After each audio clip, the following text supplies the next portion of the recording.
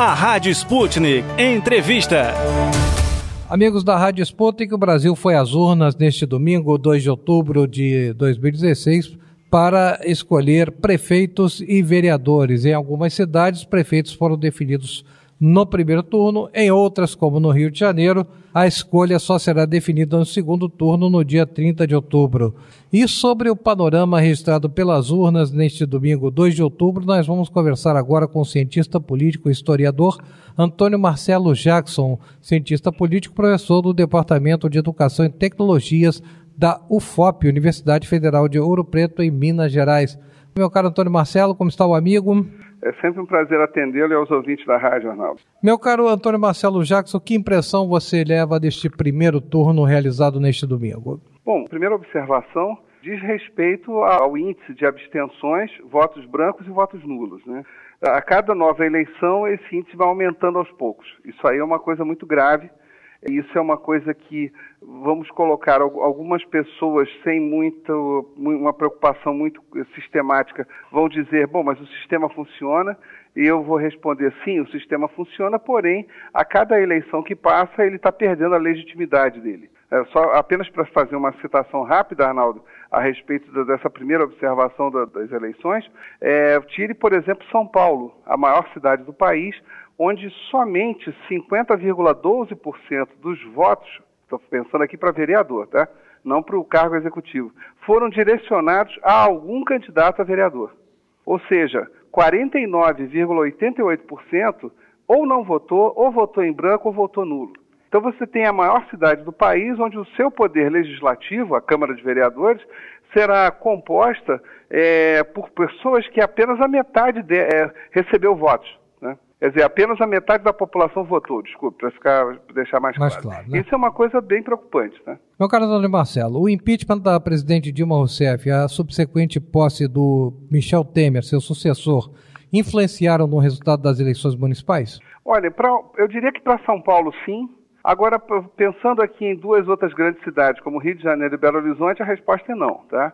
Em São Paulo, sem dúvida, o problema nacional passou para a questão municipal, inclusive vale um comentário, né? Algumas pessoas lembraram isso ao longo do dia de ontem, que o próprio PSDB rachou em São Paulo, né? O Dória era o candidato do Alckmin, e não necessariamente do próprio partido. Mas, de qualquer maneira, o eleitor paulista, ele parece que ele refletiu um pouco esse dilema nacional. Já no caso de Belo Horizonte ou Rio, sinceramente, não.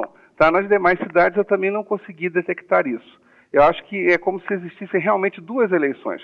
Há uma eleição geral, que é para presidente, governador, deputados federais e senadores, e há a eleição municipal. Essa eleição municipal que vale para prefeito e vereador, parece que ela não se vincula muito com o plano geral, o que é um erro, mas isso acaba acontecendo. Agora, voltado à sua observação inicial, o comparecimento ou não comparecimento às urnas mostrou o desencanto da população com a política depois da revelação dos escândalos de corrupção? Esse desencanto com a política, ele é um fenômeno mundial, em primeiro lugar, tá? Não é uma coisa exclusiva do Brasil, você detecta isso em vários países do mundo.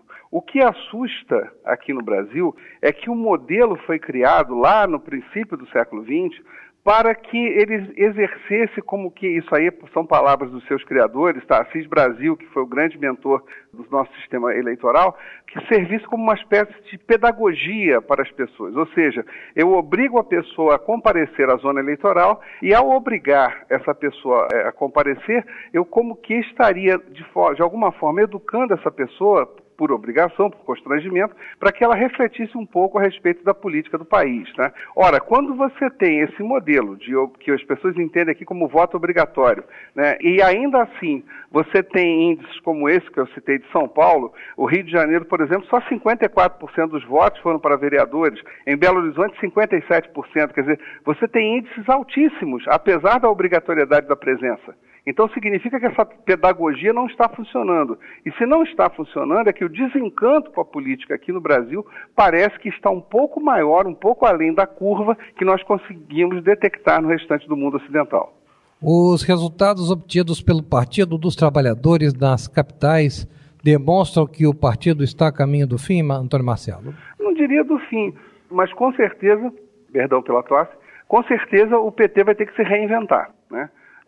Isso aí é fato, não digo só das capitais, tem certas áreas, como o caso ali do grande ABC, né? São Bernardo, São Caetano, onde havia uma variação, mas uma presença mais constante do PT nas prefeituras, e ele perdeu em todas elas, né?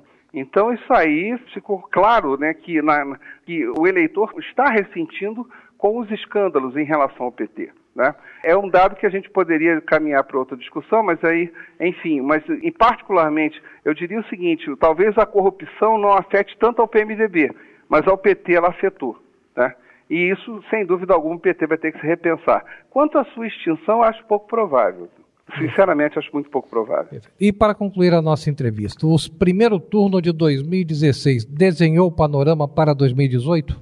Novamente, eu acho que não, porque, vamos de novo, alguns problemas que vão ter que ser superados. Vamos pensar no próprio PSDB. O candidato, o grande vitorioso do PSDB foi o senhor Geraldo Alckmin, né? Ele impôs João Dória como candidato, a revelia do partido, e ele acabou vencendo. A pergunta que cabe é, Alckmin conseguirá sair candidato pelo PSDB à presidência da República em 2018? Por favor, estou perguntando, e isso não é uma pergunta retórica, é uma pergunta de fato, tá? Segundo lugar, os demais membros do PSDB vão entender que Alckmin tem ou não carisma, apesar de ter conseguido essa vitória, né? E poderia até se pensar na eleição de 2014, onde 75% dos votos que Aécio conquistou em São Paulo, né? Muito superior a Dilma Rousseff na época. Então, essa é uma pergunta que, por exemplo, eu acho que nesse momento não se responde para 2018. Em relação ao próprio PT, o que vai acontecer nos próximos 2 anos? Em relação a Lula que num primeiro momento, e eu mesmo cheguei a conceder entrevista à Sputnik, eu me recordo disso há um tempo atrás, onde eu afirmava tranquilamente que Lula não seria candidato. Quer dizer, só que as circunstâncias acabaram forçando com que ele se transformasse pouco a pouco novamente em candidato. Quer dizer, então, Arnaldo, são questões que estão colocadas aí para 2018 que nesse momento não tem resposta.